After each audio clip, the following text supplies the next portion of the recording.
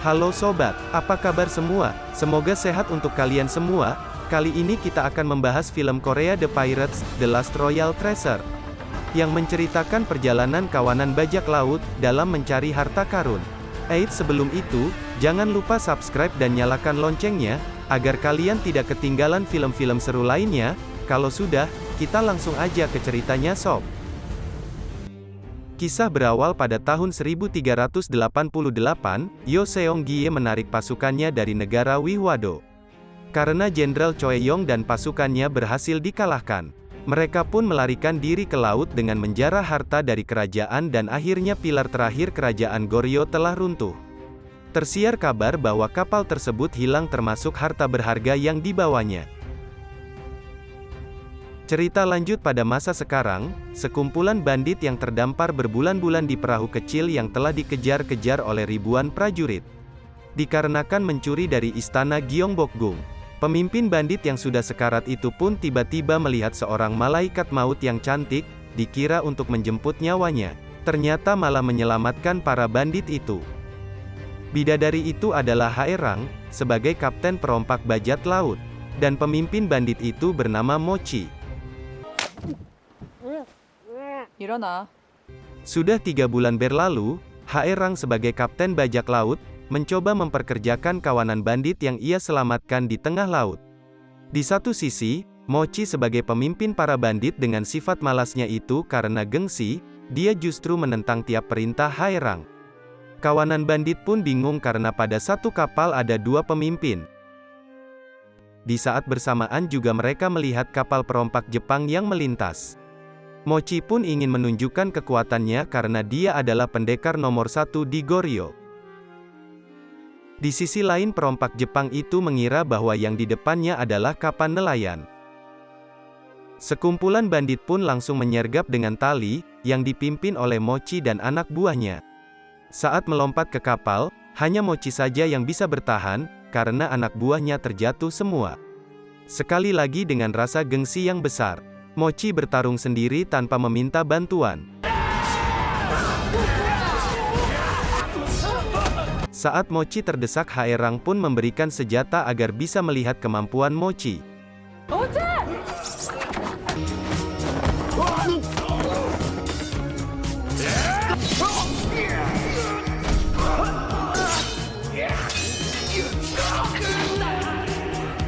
Dan pertikaian pun cepat selesai. Haerang menginterogasi perompak Jepang dengan bantuan Mai sebagai penerjemah. Dia adalah kru kapal yang sering membuat onar. Setelah digeledah ternyata kapal tersebut hanyalah nelayan ikan asin. Haerang pun kecewa ingin membunuh semua nelayan. Di saat itu berdirilah bocah polos seperti Kappa, yang memberitahukan tujuan mereka ingin mencari harta karun. Haerang pun sangat senang dan bertanya di mana harta karunnya, dan bocah Kappa itu menunjuk kru kapal Haerang yang sudah mengambil kain coklat di bajunya. Para kru kapal pun berdiskusi tentang peta yang diambil dari nelayan Jepang itu, dan saat membaca peta tersebut, Mochi mengetahui bahwa peta itu milik Jenderal Jobang dari Kekaisaran Goryeo yang sudah lama hilang di lautan. Singkat cerita, Haerang setuju untuk mencari harta karun tersebut.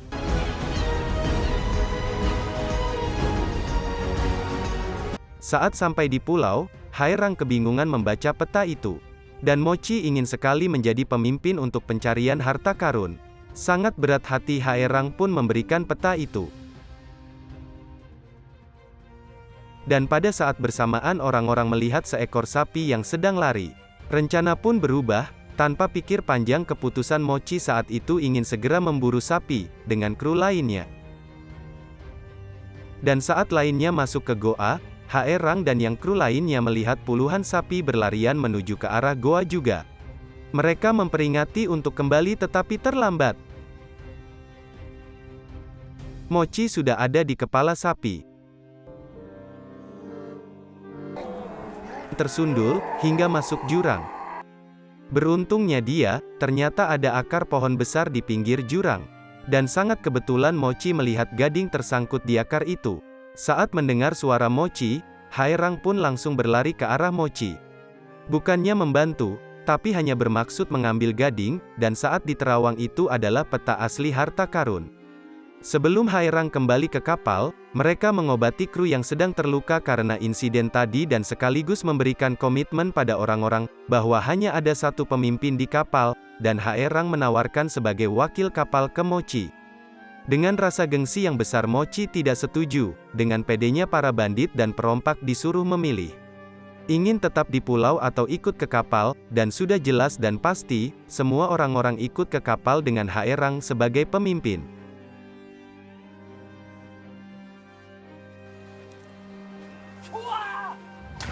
Malam pun berlalu, tiba-tiba semua awak kapal dikagetkan dengan penemuan surat pencurian gading. Saat melihat surat, Haerang langsung tahu kalau ini adalah perbuatannya Mochi. Dengan rasa marah dan benci Haerang langsung menuju di kediamannya Mochi, dan Mochi tertabok. Usut punya usut, ternyata Mochi dikhianati oleh Mayi pada malam itu.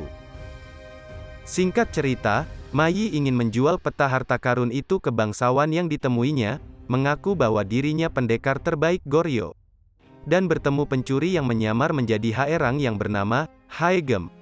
Pada saat mereka berdua membujuk bangsawan untuk membeli, Haerang dan Mochi pun tiba di lokasi, membawa kembali gading itu dan membawa kedua pencuri ke kapal. Saat mereka akan dihukum penggal, Mochi bersedia menjadi yang pertama dieksekusi.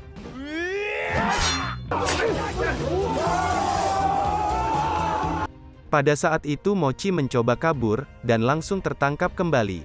Mereka pun dijadikan budak. Pada hari itu Haerang mencoba membaca teka-teki peta di gading itu. Dan hanya prajurit kelas atas saja yang bisa membaca peta itu seperti Mochi. Setelah membacanya, peta itu berlokasi di goa yang berada di dalam laut. Di lain sisi ada seorang jenderal yang menginginkan harta karun itu sejak lama, dia bernama Bu Hengsu. Dia adalah panglima perang yang sadis karena membunuh bawahannya sendiri saat terluka dalam peperangan. Sekaligus musuh bebuyutannya Mochi pada masa itu. Mereka pun menuju ke lokasi, hanya sebagian awak kapal yang ikut pencarian itu. Mereka harus menyelam ke dalam air dengan bantuan perut babi sebagai alat pernafasan. Saat masuk ke dalam air, mereka langsung terseret oleh arus menuju ke dalam.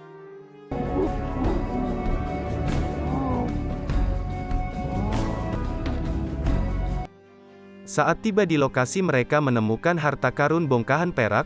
Mochi merasa kecewa, karena harusnya harta peninggalan Goryeo adalah tumpukan emas. Dan pada saat bersamaan terdengar suara ledakan dari luar. Ternyata dia adalah Bu Hengsu dan pasukannya. Sementara itu Mayi tidak sengaja menemukan peta, yang ada di bendera Goblin. Di tengah pertarungan, Haerang tertimpa reruntuhan goa, dan kru kapal membawanya pergi. Dirasa kalah jumlah, Mochi pun ikut kabur ke dalam air. Haerang kembali, untuk membantu Mochi karena kehabisan oksigen. Tiba-tiba paus besar melahap mereka berdua. Para awak kapal pun kehilangan jejak mereka berdua.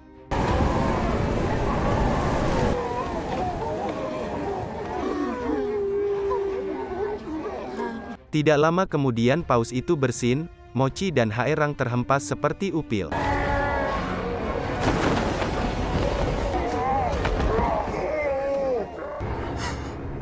Saat pingsan, Haerang bermimpi dan menyadari sebuah peta yang ada di bendera Goblin. Perdebatan Haerang dan Mochi pun dimulai, karena kita harus putar haluan untuk mengambil bendera itu kembali. Di sana adalah peta yang sebenarnya. Saat awak kapal bersiap untuk berputar, Haegem muncul menghentikannya, karena melihat pada waktu itu Mayi sempat melihat bendera itu saat di dalam gua. 챙겨왔잖아, 도깨비 깃발. 뭐라고? Kru kapal langsung menggeledah Mayi dan mengikat di kapal. Mayi bercerita harta karun itu terletak di Pulau Petir, yaitu pulau yang berbahaya, harus melewati badai dan petir seperti neraka. Dan hanya dialah yang tahu lokasi harta karun itu. Haerang pun memberikan imbalan kepada Maki, jika dia memberitahukan jalan dan lokasinya, dia akan diberikan 10% dari harta itu. Mai belum setuju dengan imbalan segitu, dia juga ingin menjadi kapten kapal dan menuruti semua perintahnya. Dengan berat hati Haerang pun menyetujui kesepakatan itu. Dan disinilah Baginda, Mai, menjadi sang kapten perompak baru.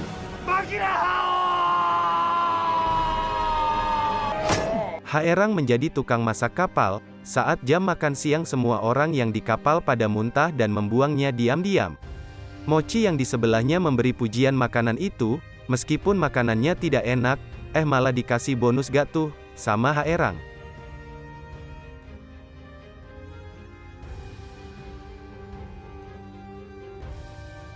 Keesokan hari pun tiba, perjalanan sangat berbahaya baru dimulai. Tiba-tiba air laut mendidih, dan awan gelap datang. Haerang menyuruh menggulung layar kapal, tapi Mai menolak karena belum saatnya, lalu tiba-tiba petir menyambar kapal.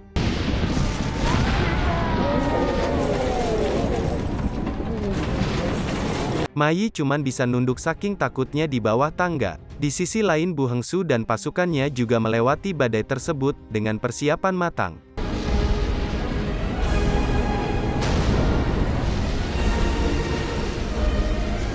Akhirnya Haerang memegang kendali, dan Mai terjatuh dari kapal, untungnya ada Mochi yang sigap menyelamatkannya.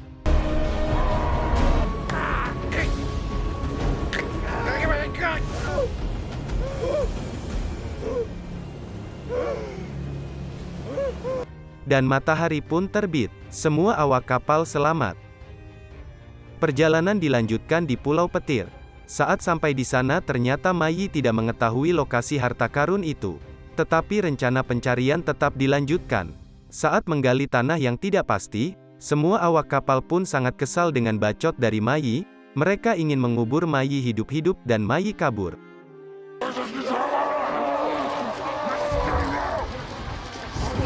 Sementara itu Haerang dan Mochi melihat gunung dengan petir abadi. Mochi ingin berinisiatif untuk mencari dan mendakinya sendirian demi Haerang. Dengan kata-kata Mochi seperti itu, Haerang merasa tersanjung. Haerang pun memberikan bekal untuk Mochi untuk membalas kebaikannya, sekaligus karma untuk Mochi yang memuji masakannya yang enak. Saat sudah menuju puncak, Mochi melihat ada 12 tombak yang tersambar petir abadi. Dulunya mereka adalah 12 pengkhianat di masa kerajaan Goryeo. Di saat bersamaan juga datanglah Bu Hengsu bersama pasukannya. Mochi langsung bersembunyi. Dan pada saat salah satu tombak itu dicabut ternyata banyak jebakan.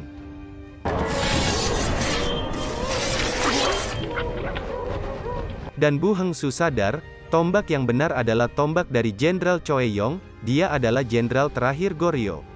Saat berhasil mencabut tombak itu, ternyata di dalam peti hanya ada tumpukan batu dan topeng.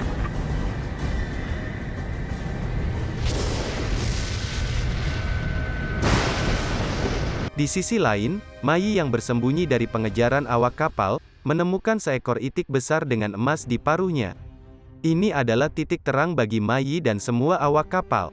Memang ya, orang licik dan pengecut selalu beruntung. Pada saat bersamaan, kapal mereka ternyata dihujani meriam.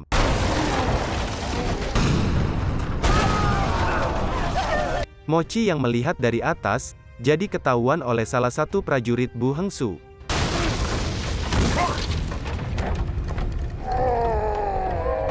Sang Kapten Haerang juga melihat kejadian itu, tidak tinggal diam. Dia memerintahkan untuk membagi tugas. Para perompak merebut kembali kapalnya dan para bandit menyelamatkan bosnya di atas gunung. Pertikaian pun terjadi. Saat Mochi ingin kabur dengan topeng itu, malah anak buahnya datang membantu. Jadi dia kembali untuk melawan musuh bebuyutannya. Di tengah pertengkaran topeng itu terjatuh.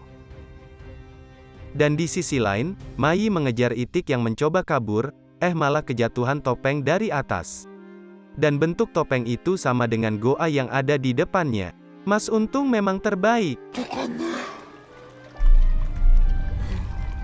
Saat masuk ke dalam goa, ternyata Mai menemukan kapal yang diselimuti emas, luar biasa. Yang dijaga oleh kerajaan Itik. Mai pun mengeluarkan kapal itu dan menyelamatkan Haerang.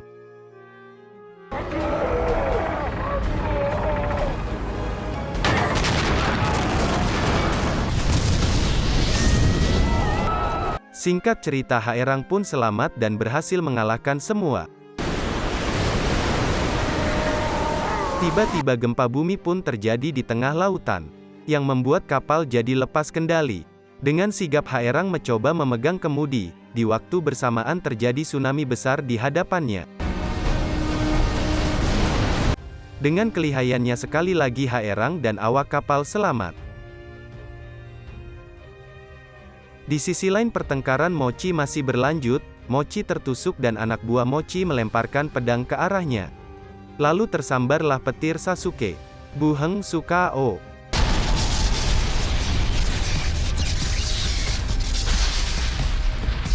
Saat menjemput Mochi, salah satu kru melihat Haegem terdampar di bibir laut, dan film ini selesai. Ending yang bahagia. Kesimpulan dari film ini adalah jangan main-main dengan lautan, karena air laut itu asin. Terima kasih yang sudah menonton sampai akhir, dan sampai jumpa di video berikutnya. Bye-bye.